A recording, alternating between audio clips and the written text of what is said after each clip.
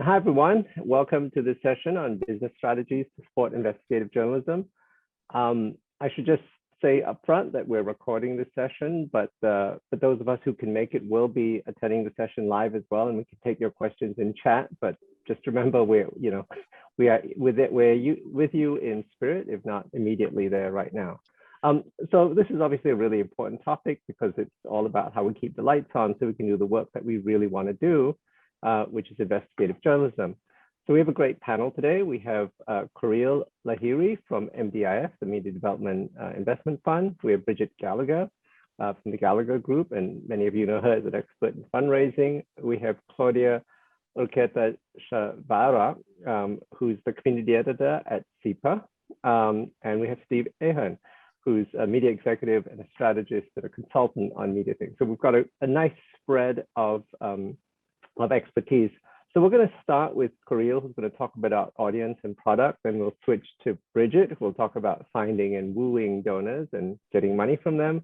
To Claudia, who will talk about developing a membership model, and round out with Steve, who will talk about running a news organization with an eye to creating really sustainable value.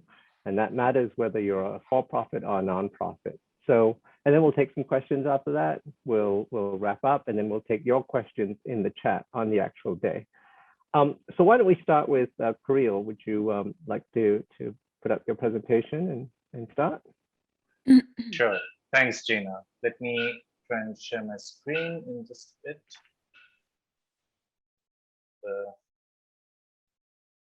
I hope this is visible. Yes, it is. Perfect. So, hi everyone, I'm Kurile, and I am part of the Media Development Investment Fund. We invest in media startups which are independent and doing impactful journalism. And here are some of our learnings on the topic at hand. And these learnings are primarily, I've tried to craft this short and quick PPT to give you a sense of how do you create an own demand and what are the basic frameworks you need to keep in mind.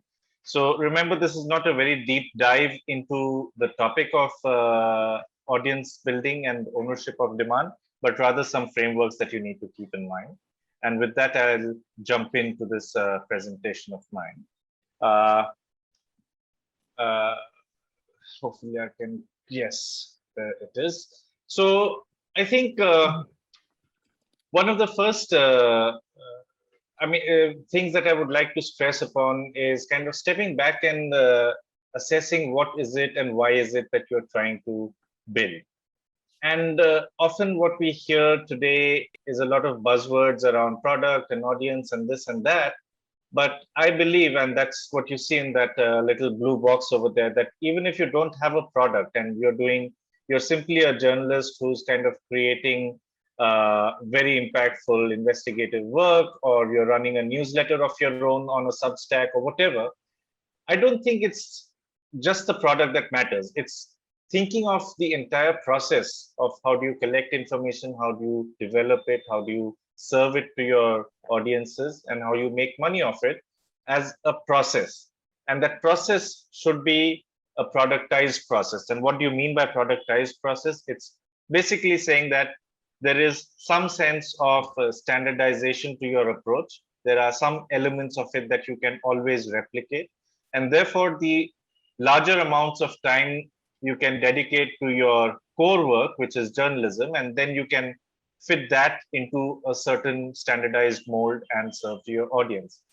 And therein lies the question that you should ask yourself is, what is this that I'm building? As I said, that perhaps you're building a product that is audiovisual in nature. Maybe it is only audio, like a podcast. Maybe it is a different form factor, like a newsletter. And each of these form factors and the way in which people interact with that form factor and what you are writing or delivering is the holistic, the sum of that entire thing is your product. And that product will dictate how many people will view you, how they will spread the word around, how much money you can make of it, will it be sustainable in the future or not, who will use it, how will they find it, and all these questions that you see over here. They are perhaps a laundry list, and on the face of it, they seem very basic. Where will they find it? How will they find it? But I think that those are the nuances that one must really pin down on, because there are so many things out in the world today. So you must be available at the time, at the place where your audience needs you, and on the device where they need you. And so let me move on to the next stream of thought. So if you have these questions in mind, perhaps the first derivatives that you should think of beyond these first basic questions is who will not be served. And I think that's a very important question, because there is no way that one organization or one product or a journalist can serve the needs of every person. So you have to choose your battles. Who do you not serve? How do you engage with them? So one part of it is where do you find them, what do you deliver to them, and why do you deliver to them? The second part of that question is how do you engage with them? What is your North Star metric when you're engaging, whether you're engaging with them on Twitter or some other place? What is your North Star metric that you are measuring every time? And this is something that you have to measure day in, day out. Then is the not so easy question of how do you invoke trust? Is it trust, and is it something that people will slowly get to trust you, or do you have some other levers or some partnerships which kind of say that, okay, I trust this because it has certain partnerships, or it has the certain stamp of credibility, etc. The easiness of using it and the amount of aspiration that you can provide within your service or your product is again something that kind of takes away from certain marketing and public relations building build, because people then automatically use it and spread the word on their own, and that kind of also makes it into a habit. So if I have to kind of take the entire product thinking and remove all the jargons from the world of product management, etc., I would say I would unbundle those jargons into these 8 or 9 questions that I should ask myself as a journalistic entrepreneur all the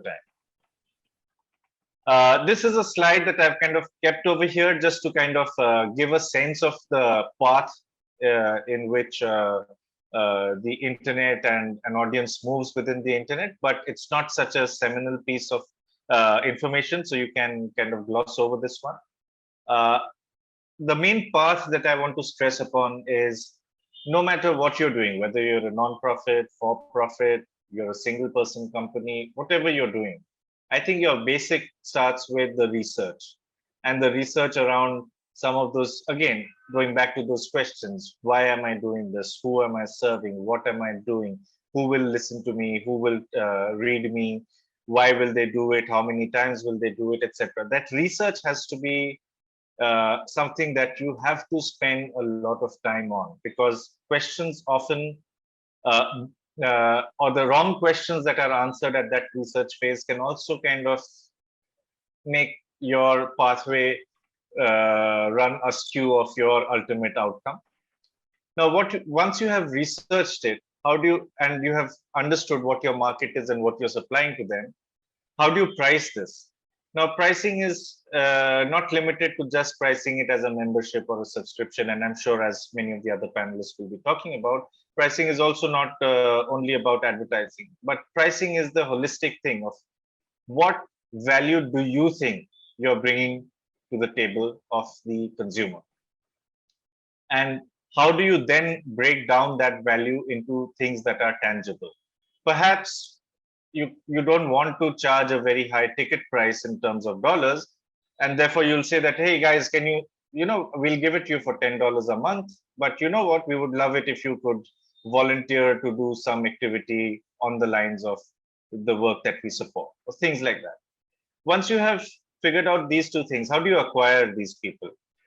Acquisition of audiences are typically, again, based on those very fundamental questions, and therefore you will derive your answers of where to find and how to acquire them from those questions. Once you've acquired them, how do you nurture them? How do you engage with them? And multitude of things that come with not just delivering information and news to them, but also talking to them, understanding what their informational requirements are, perhaps tweaking some of your own processes and information outputs according to that.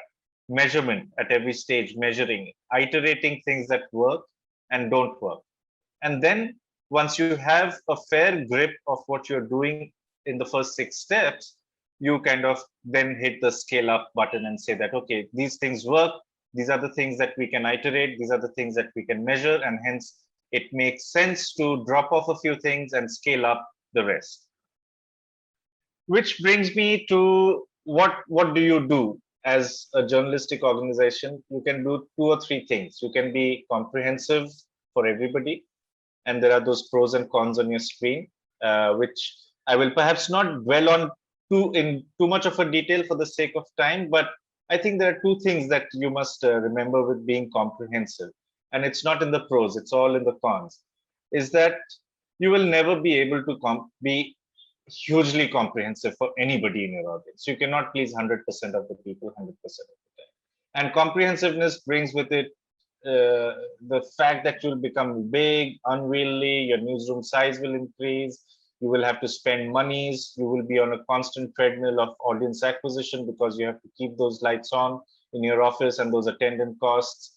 And very importantly, the risk of commodification. I find today that most large, hugely, everybody who's the horizontal variety of news organization today is completely commodified.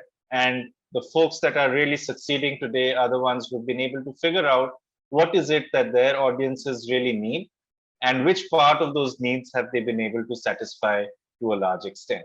Which brings me to being exclusive. Well, that's what we would all want to be, that we should be able to lord over a niche. We should be able to demand that audience, command command the attention of that audience. You should be able to have huge retention rates, 100 true fans versus 1,000 halfway house kind of fans. But it also comes with certain cons. So you have to think of your strategy on that sense of audiences saying that, okay, I'm willing to let go of certain people who might come to me only when they require me, but will not pay for an annual subscription. Perhaps they will come to me when the situation arises. And therefore, I should have enough productization in my at my end that I should be able to provide them information, small bits of information for small price points, for example, instead of charging them or instead of compelling them to pay for a quarter or for the entire year. And therefore the exclusivity or the comprehensiveness, what strategy you follow also depends from market to market, segment to segment, what kind of journalism you're doing. For example, a lot of the high-end business related journalism has huge lifetime value of content and research value of content, which enables them to charge much higher sums than a regular broadsheet. And therefore, a regular broadsheet, the news on a regular broadsheet is also often available elsewhere. Therefore, you have to choose your battles over there also, saying that which segment am I playing in, what is the lifetime value, what is the quality of my supply line. For example, if I'm a broadsheet, my supply line is perhaps beyond my newsroom, it's really a large network of newswires and stringers and freelancers. So therefore, it is much more tough for me to control that quality of supply line. And therefore, it makes me less susceptible to being able to charge a premium on the subscription compared to a business publication, which says that, okay, I don't publish 1,000 pieces a day, I publish 10 pieces a day, but they're really top of the line quality wise. And therefore, it makes a difference over there. This again is a slide just to kind of give you a taste and flavor of what I mean by that 100 true fans versus 1,000 fans. It's kind of also changes your mindset as an organization. This is again a slide to kind of say that in the general world where we are, what is the example of a comprehensive internet business versus an exclusive one. And one other thing that I would like to dwell upon is curation. Now, curation is perhaps some kind of a compromise between both the sides, whether it is comprehensive or exclusive. And I do not consider it a strategy unto itself. I think curation has to be used as a strategy only when, as a sub strategy, maybe as a tactic, maybe as you run a very successful investigative or a research led news organization, then can you curate commentators who will come and write for you on the weekend for a newsletter, or can you curate the best of speakers for the weekend podcast or things like that? It adds to your ability to kind of again command a certain premium when it comes to monetization, but it's not a strategy unto itself. Then again, I have kind of kept again from a thinking from a holistic point of view of what you should be kind of trying to, how you should be trying to think about your content on your platform as a whole, how it attracts, its ability to attract new subscribers, its ability to engage subscribers, etc. And you have to kind of see and think where you lie in that quadrant, in those 4 quadrants, and perhaps kind of take some cues from those from that diagram. But overall, I think that's where I stand, and hopefully I have been able to complete my presentation on time also, Gina. Thank you, Kirill. And and speaking as a representative of one of those big cumbersome news organizations, I agree 100% with you about all the cumbersomeness and bureaucracy we have. I forgot to introduce myself. I'm Gina Troy. I'm executive editor at Reuters. So that's very helpful, Kirill, and it's a nice setting of the stage of where we are. Let's move to Bridget, who can talk about finding and wooing and getting those dollars in the door. Thank you, Gina. Thanks, everybody. It's really nice to be here. While Kirill was talking, like 3 fire trucks went by outside my window and my dog started singing along with them. That tends to happen in waves at this intersection. So you might get a little like time capsule of New York City on a lovely fall Thursday morning. If that happens, apologies in advance. It's really great to be here virtually, pre-recordedly with you all. My name is Bridgette Gallaher. My firm, Gallaher Group LLC, has been around for about a dozen years and works with mission-driven news organizations all over the globe. Media Development Investment Fund has been a client. I've done some work with the Global Investigative Journalism Network, with Institute for Nonprofit News here in the US, with local news producers like Mississippi Today and iNewsSource in the United States, with the Bureau of Investigative Journalism in the UK, with GIJCs in Georgia. So I've been really, really lucky to meet a number of you at this conference and be able to share some strategies for fundraising success and some fundamentals for you to keep in mind as you embark on your fundraising journey. So I spend a lot of time talking to clients about fundraising and trying to kind of demystify it for them. It's a subject that a lot of people feel very uneasy about. They are a bit intimidated by it. They don't like to ask for money. And so I think a lot of the fear and sort of anxiety around fundraising has to do with the fact that it feels like you're playing a game, the rules of which you don't know. So here are some rules for you to think about to get started and help you think about your kind of fundraising jersey and the fundraising game that you're going to play. And they're pretty simple, actually. Fundraising is ultimately about relationships. It's about establishing rapport and trust. So it takes time to build those relationships, but at the end of the day, they're governed by much the same set of rules that you apply in making friends or doing other business deals. And the thing to keep in mind too is journalism is a relatively new sort of philanthropic area, right?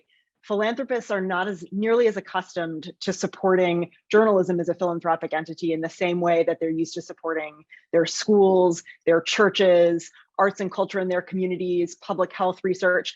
So one thing that you should keep in mind is, your audience, your constituents might not know, number one, that you're a nonprofit, that you're raising charitable contributions.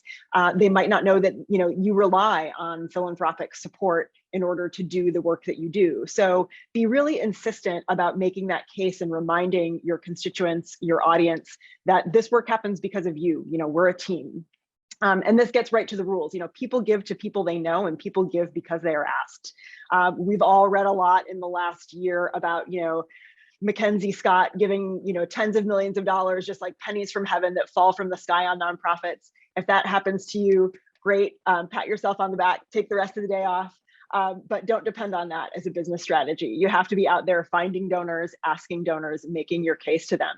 And then when you make that ask, you might get, when I sit down with a client in front of a prospect and we have that introductory conversation, there's sort of a 50-50 shot that we get a donation somewhere down the line. But what I definitely know is if you don't ask, you won't get. Again, the money is not just going to come from sitting behind your desk and sort of wishing for it. You have to be out there working for it. And the other thing that's really critical to establish in this relationship, the sort of rule that you have to remember is, this is about how the donor benefits. I think one of the other things that tends to intimidate people about fundraising, about this idea, is that you're asking for money, that you're begging, that you're asking for someone's charity. And I think that that's a mindset that you fundamentally need to shift for true fundraising success, to really make your major gifts program sing. What you have to remember is you're offering someone an opportunity to be a part of something really valuable. You as a journalist, as a news organization, are doing wonderful work for your community or for your country or for the constituency, the audience that you serve. And in inviting somebody to support your organization, you're inviting them to be a part of that work. But you have to be very clear, because the space is very competitive and people have a lot of philanthropic interests and see a lot of needs in their community. You need to be very clear about what they get out of this relationship with you. And that might be something as simple as a tax deduction, or, if you're an NPR donor, that like free t-shirt or coffee mug. Or it might be something a little bit more nuanced. What are the goals that they have as a philanthropist that you can speak to and tell them how an investment in your work will help them achieve those goals? It's your job as a fundraiser to identify that donor's needs and demonstrate to them how their gift to you will meet those needs, will advance those goals. So I like to think of fundraising as a series of habits. I think that, fundraising is something that you have to do every day. It's not the sort of thing that you, relegate to, Friday afternoon at 6 o'clock. It's not the sort of thing that you, carve out space for one day a month on your calendar. You're not going to get the leads, the volume that you need if you're sort of siloing fundraising. It's sort of something that needs to be a really organic process, part of your workflow every single day. I think really part of a habit of kind of good organizational management and growth. So the first habit is preparation. This again speaks to knowing your donor. In order to convince them to support your organization, you have to know what you're speaking to, what are their interests, and how can you align what your organization does with their interests. A lot of this harks right back to what Kirill was saying in terms of research, understanding the market, understanding your contribution and what you uniquely are doing. So part of it is knowing your own case and being able to articulate that. But part of this is getting to know your donor too. How do we do that? How do you find prospects and learn about them? There are plenty of resources out there. We in the United States are exceptionally fortunate in that our kind of charitable sector is very transparent, and there's a lot of data and databases. There are publications like Candid, like Chronicle of Philanthropy, like Inside Philanthropy. There are some publications in Europe and throughout the world that are, sort of donor databases or analyses of philanthropic trends. And I've linked to some of these in a handout that I've left in the kind of pathable section on this session. So there are plenty of resources for getting to know your donor. But one thing I would say, again, going back to the rules we started this conversation with, is people give to people and people give to people they know. So don't underestimate thinking through your own friends and family network, reaching out to the people who read, who consume your content, colleagues, allies, partners that you work with. Take a look at other organizations that are maybe your competitors or your collaborators and who's supporting them. Kind of keep in mind that looking close to home might be more fruitful than looking at the sort of usual suspects that underwrite a lot of journalism or media organizations, but might not be a fit for your organization because of geographic limitations or because of your own size or maturity as an organization. You might be too new or too small for some of those larger kind of usual suspects institutions to support. And they're also incredibly competitive. So think outside the box, think close to home when you're kind of thinking about prospects, how you find them and how you learn about them. Ask around, use your network. I often say that journalists are some of the best positioned fundraisers because the skills you use as a journalist to resource, to research, to develop sources, those are all skills that you can put to work identifying donors and getting to know them and kind of preparing yourself before you take the next step, the next habit, which is presentation. This is where the rubber really meets the road, right? This is where you introduce yourself to a prospective donor and try to open up that introductory conversation. In the best of all possible worlds, that presentation happens in person. One day, we will be able to do these meetings face-to-face again, and you can sit across from somebody and have coffee with them and look them in the eye and get to know them. But it might also take the form of, a 2-pager or a 5-slide pitch deck that acquaints that prospective donor with your mission, your vision, that sort of value proposition that Kirill alluded to as well, right? What is the need in the market that you're responding to? Why is this really important or even really urgent now in the wake of, the kind of public health and economic crises that the pandemic has sort of made into this, kind of cascading set of needs? And why are you the best organization to address it? If you do have the opportunity to meet, to have a Zoom, to have a coffee, you want to spend more of that meeting listening than talking, even though I think about this habit as presentation because you really want to be in the mindset of putting your kind of best organizational foot forward. Again, this gets back to knowing the donor and making it clear to her what she is going to get out of this interaction, this business relationship with you. So you want to be, you want to leave space for those questions. Listen to what the donor talks about is really important to them, and make sure that you're kind of capturing that and thinking about, what can I say in response to that? What is my organization doing that's going to speak very directly to those interests? And so once you've had that introduction, whether it's an introductory email or a phone call or a Zoom or a coffee, the third and most important habit is persistence. And this is the one that you really have to spend some time on every single day. This is about helping them get to know you, get to know your organization, developing that trust in you and understanding your capabilities to motivate their investment in your organization. So, thank them for their time. Anybody that you approach for a major gift is inevitably going to be a really busy person. So the fact that they were willing to give you 10 minutes to read and respond to your email or 30 minutes to have an introductory conversation means a lot. Acknowledge that.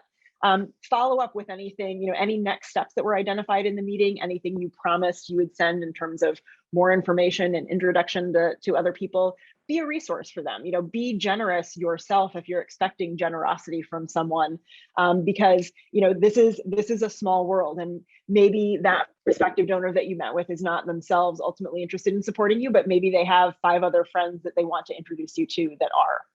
So be polite. Be kind of servicey, think about what you can do to sort of deepen that relationship with someone and establish that rapport and demonstrate your value as an organization to what that prospective donor's interests are. And stay on it. This is the most critical piece of it because, again, everybody's busy. You're busy too. It's really easy to get caught up in the kind of editorial function of your organization or other issues and sort of let fundraising fall by the wayside. But every day you should be thinking about, which conversations do I need to follow up on today? Who that I've spoken with in the last several months would be really excited to learn about this story that we published today. And I want to make sure I forward that with a personal note. And keep that data organized in some shape or form. If you're a large organization and you have the capacity to invest in Salesforce or another CRM, those are obviously wonderful. I have plenty of clients that do, a bang up job tracking their donor interactions through Google Sheets or an Excel sheet. But make sure that you sort of map out a plan for yourself, right? Make a calendar and remind yourself, put those calendar reminders to follow up with, this donor that you just had coffee with 6 weeks from now. Check in with him and see, what does he think now that he's had some time to mull this over, and what might our next steps be? So again, really commit to developing those relationships. It does take time. There are no shortcuts. You just have to put the work in. But if you really invest that time in getting to know a prospective donor and helping them get to know you, those are where the most fruitful relationships that are going to really sustain your organization over time are going to come from. So those are the habits. I just wanted to give a little bit of context too, since our fundraising landscape has changed so rapidly. pandemic has been tough. It's been very tough from a prospecting perspective. I think like just because of the logistical difficulties of getting those meetings, the inability to kind of go to conferences and bump into somebody and schmooze is definitely sort of like limited everybody's prospecting abilities. And there's been a tremendous amount of need, right? I mean, the pandemic has just unleashed, kind of financial chaos in so many parts of the world, in addition to being a public health crisis. That said, in 2020, giving by most every category of donor increased. So, and giving overall continued to increase. So there's still, again, this is US data. We're pretty lucky in that we have this, kind of global comprehensive survey of philanthropic trends. Giving by individuals comprised roughly 70% of charitable contributions that were made in 2020. And so that again is why I think too, it's worth remembering, stick close to home, think about the people not the most visible institutions or foundations that are handing out dollars, because at the end of the day, those individuals are usually easier to access, easier to cultivate, and will kind of stick with you over the longer term. So it's an important part of your strategy. Foundations are an important part of your strategy too, but don't neglect individuals. Foundations started to give more, and they gave with often fewer restrictions or requirements. They relaxed things like reporting requirements. They converted grants from project support to general support. So it's the pandemic kind of launched some trends that I think will ultimately be helpful to the way we have to think about the philanthropic part of our revenue streams and think about our obligations to donors. The trend is giving with more trust and sort of deference to organizations to spend the money the way they need to, which is helpful for all of us. Larger charities saw their giving increase fairly substantially. So, it's particularly encouraging in the international space. Usually we see, churches and academic institutions kind of see their giving fairly consistent year to year, but we also saw some big gains over the last couple of years in, international relief, international development. Which just sort of speaks to kind of heightened interest in international work, which is helpful for organizations like yours. And these are just some regional resources and some kind of fundraising guides, articles that sort of outline some trends, some organizations that sort of track philanthropy worldwide that are worth just sort of keeping an eye on, or maybe, devoting a day to just kind of fall down that research rabbit hole. This again is all linked in the handout that I've left in the session description. So I hope you find these resources helpful. I hope you find these tips helpful. This has been a very, broad brushstrokes kind of overview of the habits you need to develop for major gift success. But I am always happy to take questions, to hear from folks about their fundraising journey, and to share ideas. So thanks very much. Thanks, Bridget. Okay, so let's move from big money and big donors to individuals and members. So Claudia, why don't you get started? Hi, I'm Claudia Urquieta. I am the community editor at CIPER in Chile. Well, the first thing is that I really want to thank you for the invitation. We are very happy to can share our experiences with the membership model. I want to tell you a story how we get to the membership model. Well, 2 years ago, I'm talking with Pedro Ramirez, the editor of CIPER. He told me that they were in a very complex situation. The historical patron of the media outlet, Copesa, had left. He gave 90% of the money for this media. And at that moment, there were just only 3 journalists left from a team of 14. It was a very, very complex moment. When Pedro told me that, at that moment, something clicked on me, and I thought that the best alternative for CIPER was memberships. Something that I had studied a few months ago, and that had seemed to me a disruptive income model, which reflects the need of people to feel part of something bigger, That's where my journey with CIPER began, and also where the journey from CIPER with the membership began too. So something very important, a question, what is CIPER? CIPER, it's a media outlet dedicated to investigative journalism. Since its inception in 2007, it has gained credibility and prestige, journalistic rigorosity, and it's focused on invisible issues. Losing their financial support was very hard, but at the same time, a good opportunity to decide to close or reinvent itself. That was a big question. We chose reinvention, and we bet on a membership system that would make the contributions of our readers the most important pillar of CIPER financing. We of course, we knew that it wasn't easy, but it seemed like it could work, and why? We asked us why it would work, this system. Well, there was a lot of reasons. After 12 years, CIPER was a well-known medium that marketed the public agenda. If CIPER says it, it's true, according to our readers.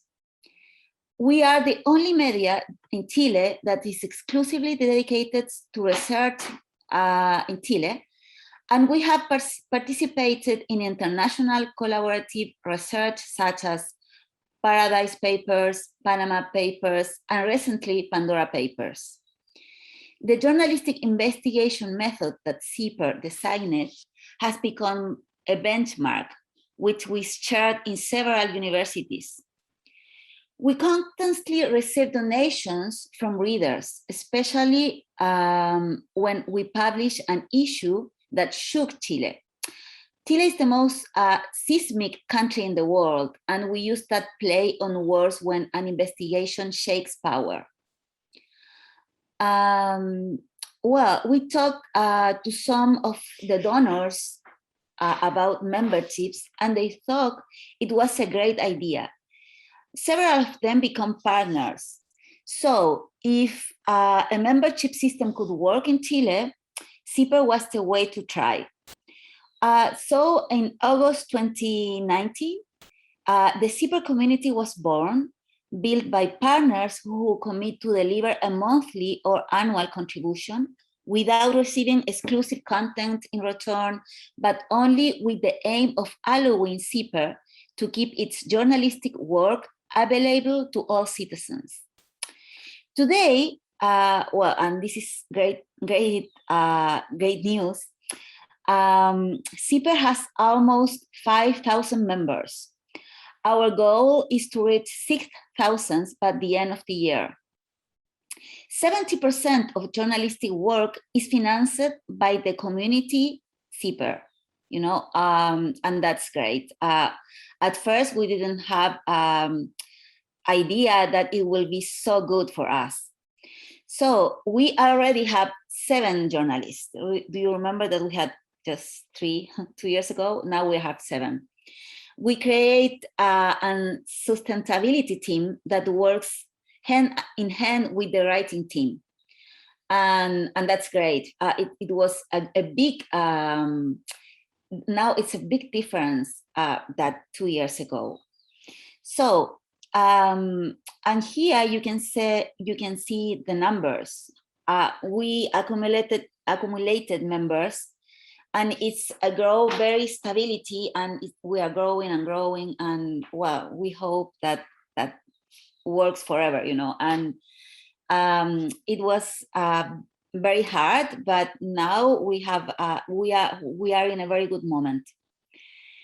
But how do you implement a membership system from scratch? That's a big question, and something very, very important, and that we learn, is that you have to define your own membership system based on your really possibilities. Don't jump into something you can't do it. We made our difficult situation public 2 years ago, so people had the possibility to support us. And that allowed us to continue investigating and start with those recurring contributions. We did not offer discounts, gifts, or participation by writing articles. We want to do that, but really it was impossible. We did not have the ability to edit or review them. We don't have it yet. Maybe in some moment, a few years in the future, I don't know, but not now we can do that. What we do exactly, okay? We send out early alerts about our coming investigations. We have a coffee with CIPER every month. It's a monthly meeting between journalists and partners, and the people is very happy with that. They really want to participate and know us and see who we are, what we do, how we make our investigations, why we do it, and it's great. When we met with them, well, by Zoom in this moment, because of the pandemic, they feel like home, you know, and they feel like part of us, and that's so very important. And we have an annual event we start this year, and members can participate without paying. Even that, although some still pay because they want to help us. We create a special member site where they no longer see calls to become members, for example. They save their favorites reports. When they make comments in the notes, they leave with a member medal. But the most important thing, we maintain a fluid and close relationship through emails and telephone. We make them feel part of a family. And the people really like that. They really like when I call them and I say, okay, I am the editor of the membership system, and they are like, really, are you calling me? And I say yes, and they feel very important for us because they are. And for our member model, that is something very, very important, and it works very good. Okay, what we recommend you to do, okay? First, when you start, define a name for your community of members. That's something that sounds little, but it's really important. It gives you like an identity. Select a payment platform, okay? Install a customer relationship management that allows you to manage the system. Ideally, both systems are integrated from the beginning. We did not know that, and it was a small nightmare, you know. And we had to hire payment platform at the beginning of the memberships. Then after I did everything by hands, you know. Then we developed our own customer relationship management. Today, both systems complement each other, and it's great. But for a long time, we didn't have that, and because we didn't know that we had to do that, you know. So it's a very good recommendation. Then you have to choose a mailing method. We use MailChimp, for example. That's very important too. Then you have to define the tone and how you are going to relate to your partners. CIPER is a very, very serious medium, and the publications have a very serious tone. We opted for a much more affectionate and close communication with the partners that allow us to establish a bond with them and the feeling of being part of their community too. And they really like it. They like I told you before, they feel like home. They feel like part of CIPER, and they feel like we really like them, we really love them, and that's incredible. Well, the other thing that you have to do is identify frequently asked questions and help them when they ask, always and very fast. For example, for our last CIPER event 2 months ago, a person registered the day before of the event, and by mistake, I did not enable them to enter. She sent an email and she was really angry while the event was being broadcasted. I saw the email And I called her at that moment while we were in the event, you know. Even she was very surprised by my call, and she understood the situation. Today, she's a still partner and very happy with us, and very like with a lot of commitment, because she felt that we care about her. And it's true, you know, but they feel it and we do it.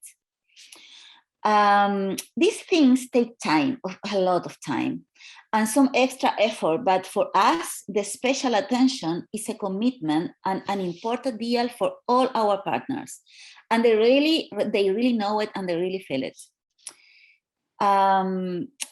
Well, this is something that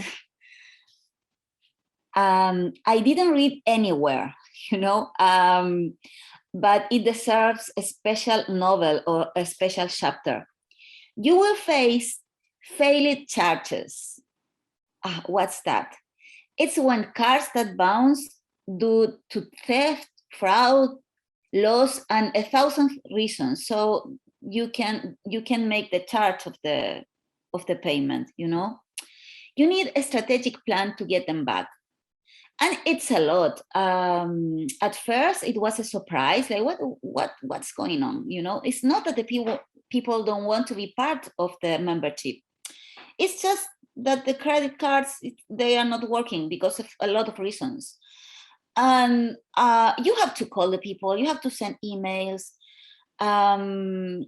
You have to try to don't feel like a call center for nothing. You are calling them like partners, you know. So like I told you, you need a strategy for that. And if you know that from the first moment, it's great. We didn't know that. It was a completely surprise to find that. We're experts in investigation journalism, not in these things, you know. But well, now we know. Then you have to design a permanent strategy for disseminating memberships in social networks, network or friends, launching memberships. And then you have to integrate member loyalty formulas from the beginning. For example, answering questions and calling personally. We are not a call center, and that has to be noticed. And I think that the people notice. We are very close when we call them. Then how to add partners. Our formula that we want to share with you. Publish information that is relevant to citizens. Last year, we published an investigation that revealed that the Chilean government sent different death figures to the World Health Organization than those reported in Chile, led to the resignation of the Minister of Health. In 6 days, we added 600 new members. That was incredible. But all the time that we publish things that make something explode or something, and the people is very interested about it, the members come by themselves. We don't have to make campaigns, nothing. It's just the things that we publish. Then you have to design a viralization strategy in social media networks. For example, we started using audios named headliners of our journalists explaining a very, very, very long investigation in less than a minute.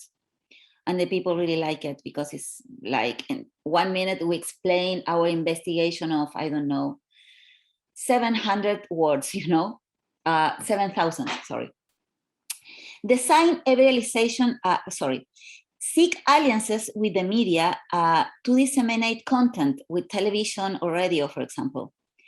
Maintain your value proposition. In our case, rigorous journalist research. We always will do that, and the people know it. Be transparent. People value it a lot. For example, we share the detail of income and expenses. Permanently seek to broaden your horizon. Partners abroad in regions, for example. our journey with our partner networks has been a long way to go, but we are already more than clear that it was the best decision to continue investigating and to create a space where our readers felt part of the medium. And now we are in a different moment than 2 years ago. And for us, the membership model and our partners save the media, and we are in a very good moment now. So thank you very much. Sorry by my English. I hope that everybody understands what I said. Okay, thank you. That's very understandable.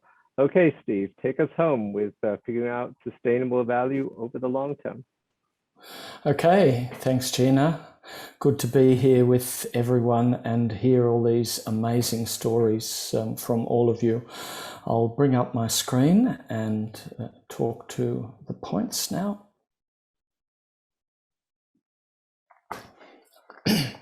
So for those of you who may not know my background, I come from journalism, production, presenting. I got into management, and then I left working for other people and I started my own company which published a trade publication about radio. And that's now grown. It's called Radio Info. We have publications in Australasia, Asia, Africa, and we've grown quite successfully. We also do podcasts. And in that part of my business life, I learned a lot of lessons. I started my trade publication for love, but I eventually worked out that I also had to do it for money, and I learned some business things along the way, which I'll share with you in this presentation. And in the past 10 years, what I've learned, I've happily shared with other organisations, other investigative journalism publications, and other publications that have wanted to become more professional. I'll give you one example today as I go along, which is Pajwok, a news organisation in Afghanistan. I've worked with many others, but Pajwok is the one that I'll mention most. And at the moment, I work for the Asia Pacific Broadcasting Union, running the ABU Academy, because that's the other thing I love to do. I love to train people in this media environment, and we do great things there, pretty exciting things. You can look it up and find out what we do. So, business models. I know it's a terrible thing to hear when you're publishing for the love, but if you want to stay in the business, then you have to at least have some sense of business models. So let's just go through the two big important things you need to know. There's a revenue side of the business and an expenses side. For revenue, there's a whole lot of ways you can get revenue. Our colleagues earlier have touched on some of them, but I just listed them because sometimes when you're thinking about this, you just stick to one thing, like, oh, I'll get an aid grant, and I get that aid grant, and now I think I'm going to get that for the next 10 years, but it runs out after 2, and then you either close or you panic. But if you've done your thinking, there's lots of possible ways you can get revenue. Some of it you may choose to pursue, others may not be the right fit for your business. Absolutely fine. So you can see them there: display advertising, advertorial, subscriptions, classified ads. We made a lot of money in job advertising in our publications, donations, grants, aid, paywalls and locked sections, similar to subscriptions that Claudia was talking about. Content sales, that's one that people often overlook. Are you making videos? Are you writing great stories? Maybe there are other bigger publications that will buy them from you. Copyright royalty payments. I think we should all be thumping the table saying enough is enough of Google making money out of our work and not paying us, and Facebook and Twitter and all of those. Now there's a worldwide movement to pressure these companies to pay something like a copyright royalty. So when that trend comes to your country, then seize on it and make sure you register to get some money back from these companies, social media companies and search companies that are making money from your content. And monetization on social media platforms, there's a lot more ways now on social media to be able to use advertising clients in a safe way that still keeps the integrity of your content, but makes you some money. And the expenses side, well, we all know about that. Paying people salaries, web host and IT costs, security, especially if you're in a country where you're directly under threat, marketing, office costs, transport, lots and lots of costs. And of course, we know revenue minus expenses equals profit. And if you're serious about what you're doing, even though you're doing it for love, think about it as a business. And the purpose of a business is to make a profit and to survive. So you need to think about profit. Now, I know that's a dirty word in some people's minds. So even if you don't like the P word, call it a surplus. You can be a non-profit, but you still want to have some money left over because you want to put it back in the business and make your business better. So one way or another, you should be chasing a surplus or a profit. Now, your profit could be monetary, or you could value it more than monetary. It could be your social contribution, improving society, exposing corruption, informing and educating people. But don't forget, you've got to have some money coming in because you've got to live. I've worked with a lot of people who've been down and out and sleeping on friends' couches because they forgot that small point while they were enthusiastically pursuing their investigative journalism website. You don't have a right to a living just because you start up an investigative journalism site. No one's going to fund you forever. There will be ups and downs. You might get good funding for a while. But unless you can show some kind of profit that you're contributing to your own business by growing it, by either making a monetary profit or making another social bottom line contribution, then the money might trickle away. So, question, how can I value what I have done? Monetary value is the easiest to track. So let's play a little game here. In 5 years' time, I want to sell my business for $1 million. How much profit should I make to make it worth $1 million? And there are formulas for this kind of thing. They call them multiples. You know, in the media business, sometimes the multiple is 10 times the profit or maybe 5 times the revenue. So there's a calculation. Let's, for example, use this example. My investigative journalism publication earns $200,000 a year. I spend $150,000 on salaries and expenses. My profit is $50,000.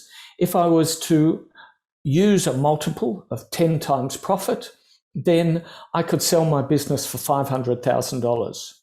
Oh, wait, I want $1 million. So I need to make more money and I need to make more profit. The way to think about this is to start at the end. The end goal is I want to sell my business in 5 years. So start in year 5 and work backwards. Tell yourself, I need to make $100,000 profit on average each year. What kind of audience will give me enough eyes, and if you're a podcast business, ears, to generate this amount? I'll probably need more revenue because I was only going to make $500,000, not $1 million. I'll need to spend less on expenses.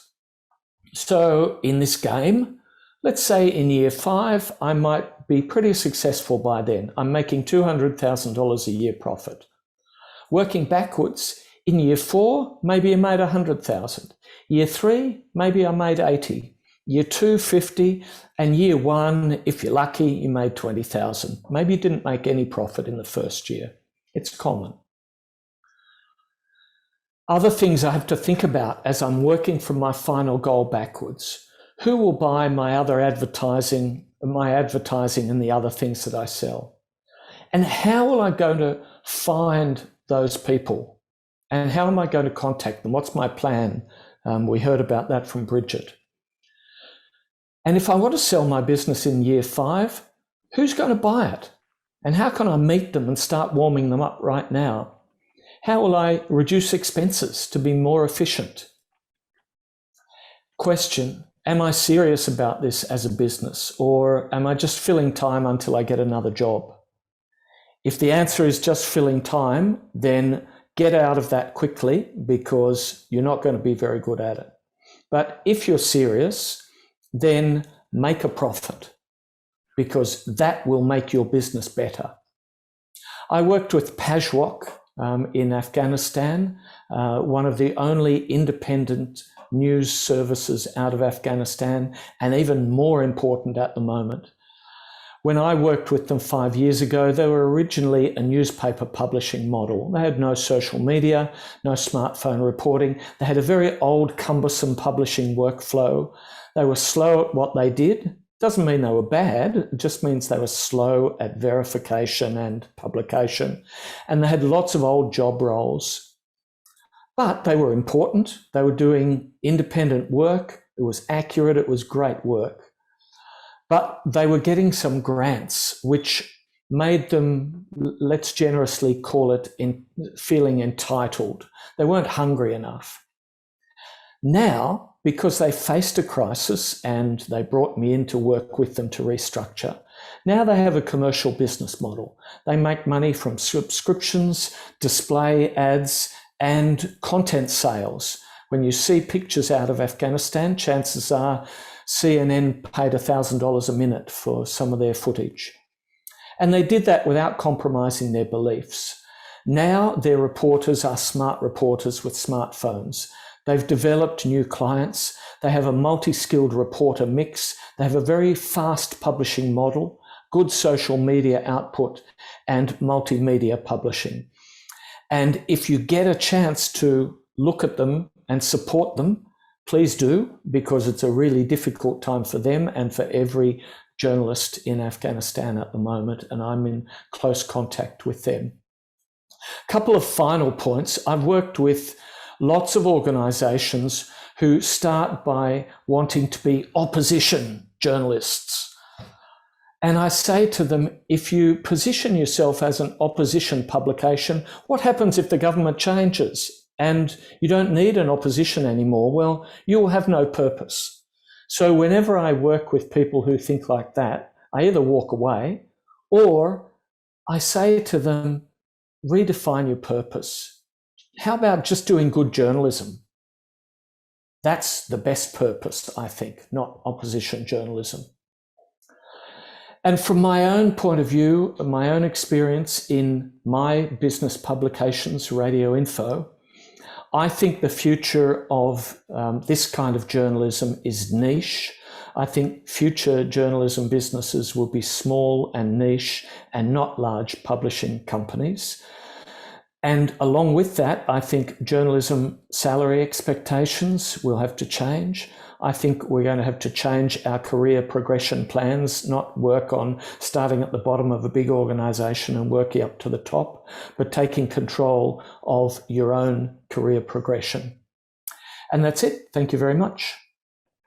Thank you, Steve. And now just saying one more time, as a person in a large organization, I feel very desperate at this point now, having heard all of this. So look, I think we have time for just like a quick question or two. And I really wanted to sort of call out some interesting things I've heard here. Obviously, there is a difference between investigative journalism organizations that tend to publish, one thing, not that often, and there's news sites that publish very regularly. I'd like a sense perhaps from all of you about how maybe that affects things like membership, like a business proposition, like a audience development, because, clearly in one case you're saying come every day, and in another case you're saying, come once a week or come, every 3 or 4 days. The other part of it, just sort of thought I'd just throw this in as a sort of a side question to that is, Corel, for example, started talking about product research and thinking about who needs to be served. But a lot of people come into this field because they know what they want to create. And so how do you marry your desires to cover a certain thing with an audience that may or may not be there. So it's all sort of in a piece, but it's really about how do you make something that people will want and will want to come to regularly. So, I mean, maybe Steve, you could just sort of kick off in terms of thinking about investigative versus news sites. Yeah. I think on your early point there about publishing in a long publishing model, maybe one story a week or less, we've got to think that audiences have changed their consumption habits. They don't read daily newspapers anymore. They may read daily news sites, but they scroll through them. So one of the other colleagues said, it's a commodity now, daily news. You are in an organisation that does that really well, and it's reinvented itself, but many haven't. So I think given that daily news is a commodity and people don't read newspapers, etc., on a daily basis, then this publishing model of once a week in-depth stories is a viable publishing model because that's the way the audience has changed their habits for in-depth news. So I'd separate out daily news and the commodities. We still need it, but we need it shorter and faster. And the investigative journalism side can have that slow publishing model, and it can be viable because that's the way audiences are now using it. Bridget, what do you think? Do you think funders have a particular view one way or the other about sort of frequency of publishing? I don't think they have a view, and I think you actually want funders that will support whatever your sort of editorial model is. But I think as a fundraiser, you need to be more thoughtful if you're publishing less frequently, if you have fewer of those opportunities to reach out with something new, with something fresh. Then if you're rolling out product only occasionally, whatever that cadence is, whatever that frequency is, you really need a strategy around those stories. Who are the donors that we really want to be thinking about to make sure that they're aware of this when it publishes, to make sure that we're reporting back on the impact or the outcomes of those investigations. So I think it's just it requires a different approach and a different kind of strategy around cultivation and outreach around those projects when there are fewer of them, versus doing daily news. You sort of think about talking about those impact and outputs a little bit differently. Claudia, what do your members expect in terms of how much they get? If you gave them less, would they be just as happy if the stories were better, or is there a sort of a nice sweet spot in the middle of all of that? Oh, you're on mute. You're on mute.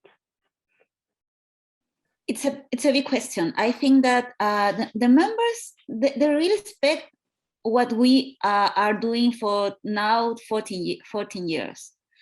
They expect that we make serious and rigorous journalism, and that we visibilized things that nobody do, and we do that. For example, all this last week, we were part of Pandora Papers, and we published a story about the president of Chile, and it was huge. Now the ministry, the Fiscalia, I don't know the name in English, I'm sorry, but the justice start an investigation about the president because of this publish.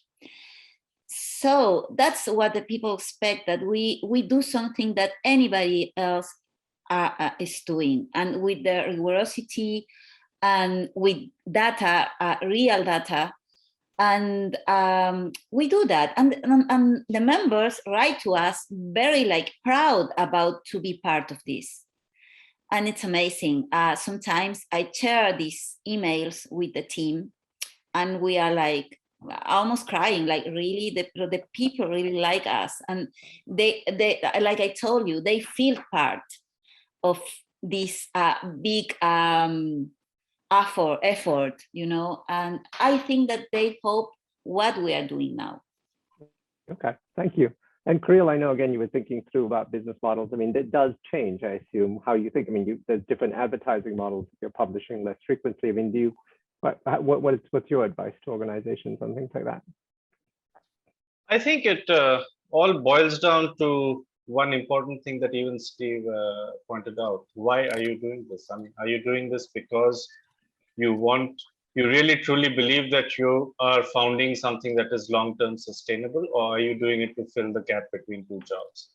And therein lies that if you can answer that why to yourself very honestly, you will also figure out what you need to do down the line. And not every business model, and that because that why informs your choice of stuff that you're doing and your understanding of the audience. And not every business model needs to be dependent on ads or subscriptions. It could very well be a non-profit business model, which is dependent on donors. But then in that case, if you're honest to yourself that that is the business model that I'm going to follow, then you have to think of various ways in which your journalism also impacts things on the ground. And therefore, you have to then extend yourself and your team into engaging the rest of the community and driving that impact. But on the other hand, if you are very honest with yourself and say that, okay, I mean, I'm in it because it is a good business and not many people are doing good business these days, then in that case, you will perhaps look at it from the perspective of how many people you're serving, to what depth of their need are you serving, and how much of their, in economic terms, consumer surplus that you can capture for that particular need that they have set aside. Okay, great. All right, so look, we're really running on time. So I'm going to have one really quick question with like a really, really short answer from each of you, right? So let's imagine you're the head, the founder of a startup, and you're figuring out what you're going to do. How much time, what percentage of your time do you need to spend doing this? Just, 10, 20, 30, 50, 80. Just give me a quick answer on that. Kirill, how much time does a founder need to spend thinking about the business? 80 to 85% of the time. Okay, Steve. Yeah, always thinking about the business, 80% plus for sure. Okay, Claudia. All the time I am thinking about it. It's my job. I'm a journalist too, but now I need to think about how we will afford the media, and it's a full-time job. Bridget, how much time? Yeah, 100%, 75 to 85% of the time. 100% agree with everybody else. Okay, all right. Well, look, it's a nice agreement. It's probably not the answer people wanted to hear, but I think if you all want to be doing the work that really matters, this is what you have to do. So thank you all. And again, this is recorded, so we will be back. At least some of us will be back on the actual day, and we'll take your questions in the chat. So thanks for great presentations and a lot of very useful information. Thank you. Thanks a lot. Thanks, everyone.